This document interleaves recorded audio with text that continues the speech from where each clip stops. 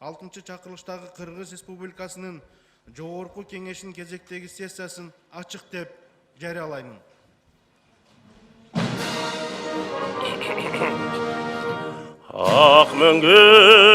Это уже 7-я сессия 6-го созыва, то есть предпоследняя. На следующую осень намечены очередные выборы в Жогорку Кеңеш. Возможно, поэтому депутаты, понимая, что времени мало, а дел за лето накопилось немало, сразу же после официальной части разошлись по комитетам. Первое заседание, согласно регламенту законодательного органа, пройдет уже в эту среду.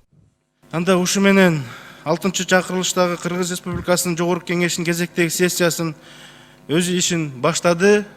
А работать и обсуждать есть над чем. К примеру, этим летом народные избранники уже собирались на внеочередное заседание в связи с событиями в Куйташе, произошедших в результате попытки принудительного привода на допрос бывшего президента Алмазбека Атамбаева. Тогда депутаты поручили главному надзорному органу дать оценку действиям Атамбаева. И пока в деле не будет поставлена жирная точка, эту тему еще будут мусолить в кулуарах парламента.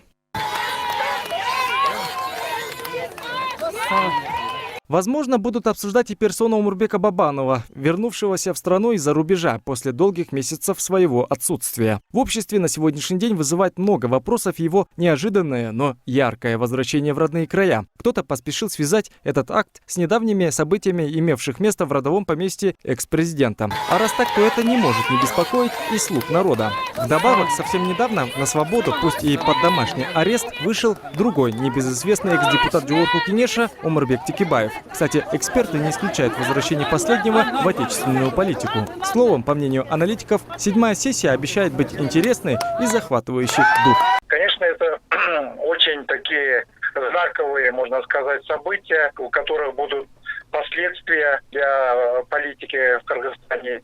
И, соответственно, парламент не может не отреагировать на эти события. Но вы знаете, я думаю, что в целом не произойдет чего-то такого, выходящего из ряда вон. Дело в том, что возвращение Бабанова и, вот скажем, реабилитация сейчас, которая происходит Текебаева, это стабилизирует ситуацию, политическую ситуацию в Кыргызстане. И я думаю, это своевременно, потому что если бы не было этих двух факторов, то тогда события были бы более, знаете, острые, и в парламенте могли бы быть более острые дебаты.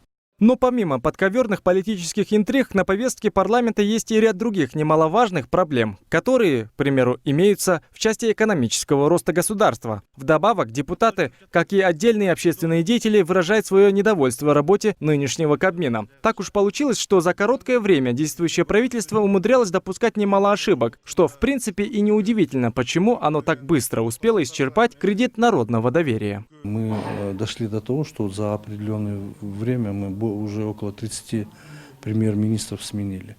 А вы понимаете, каждый раз сменяемость премьер-министра постоянно, она приводит к тому, что нет институциональной памяти нормальной. То есть вот все время новый премьер-министр приходит, начинает новые дела, говорят, что он плохо что-то сделал, его убирают, а опять те задуманные, те планы, которые нужно было выполнять и притворять жизнь, они остаются на полпути. Словом, если прогнозы экспертов подтвердятся, то работа нынешней сессии действительно обещает быть богатой на различные события. А пока до предстоящего первого заседания парламента после летних каникул остается 2 дня. И кто-то наверняка ждет это событие, крепко затаив дыхание. Медербек Мамбеталиев, Эльчебек Кыштабаев. Новости Ош Перим.